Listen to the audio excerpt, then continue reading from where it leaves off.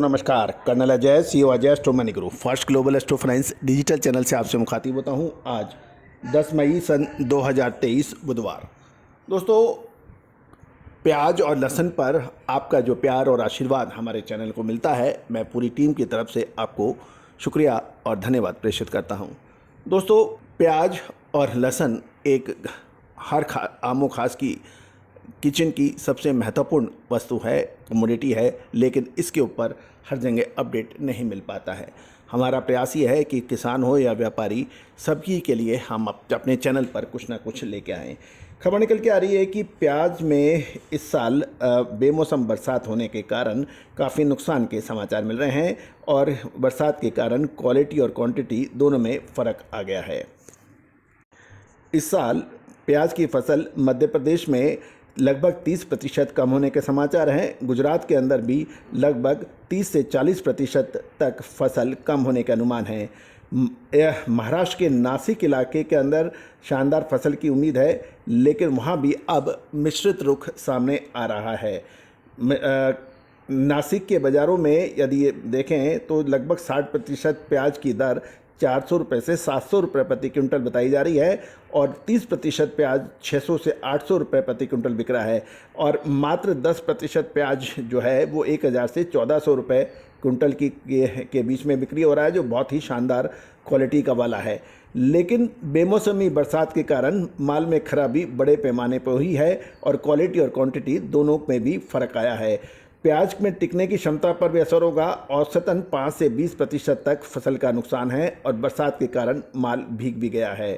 दोस्तों, प्याज के निर्यात का व्यापार इस समय कम हो रहा है और मार्च महीने तक प्याज का निर्यात शानदार था, लेकिन अप्रैल में निर्यात की मात्रा बहुत कम हुई है और लगभग ये 30% के आसपास ही हुई है, जिसका असर बाज़ारों पे देखने को मिल रहा है।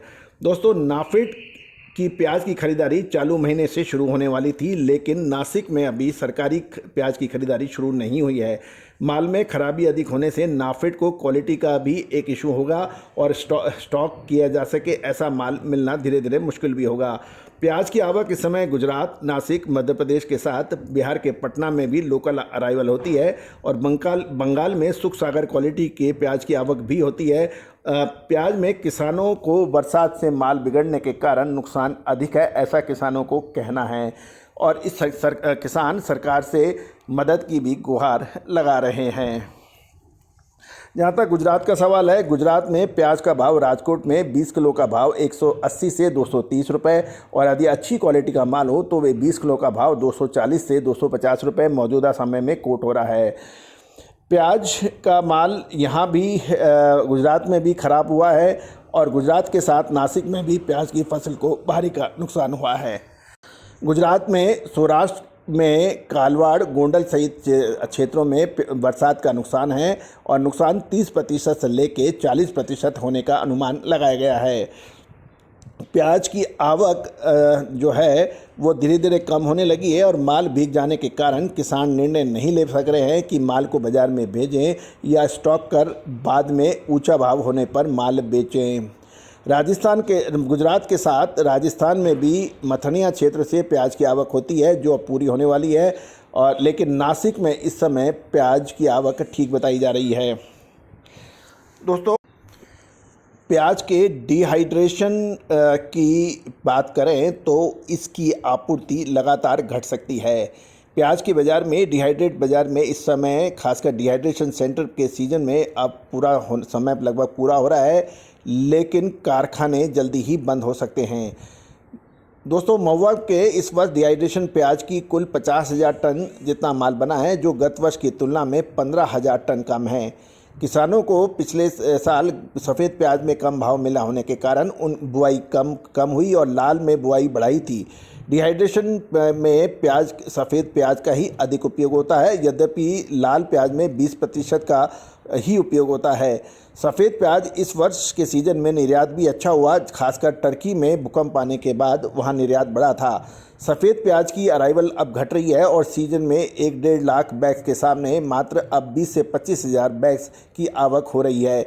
डिहाइड्रेशन के बाजार में इस वर्ष माल कम बना होने से थोड़ी शॉर्टफॉल है, इसके कारण आगे तेजी होने की संभावना बन सकती है।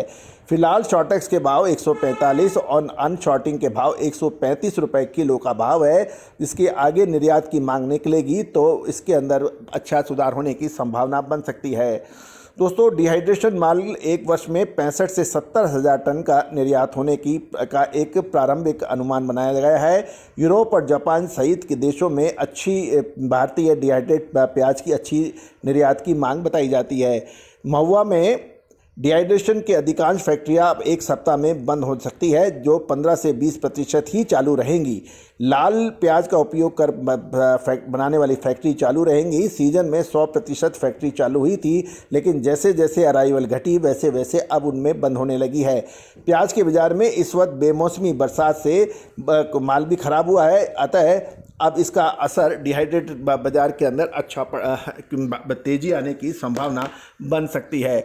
दोस्तों, आप हमारे चैनल पर नए हैं और अभी तक सब्सक्राइब नहीं किया है तो उसको सब्सक्राइब अवश्य कर लीजिए। देश दुनिया का पहला चैनल जो आपको वर्तमान ही नहीं भविष्य का भी सटीक करता है आकलन।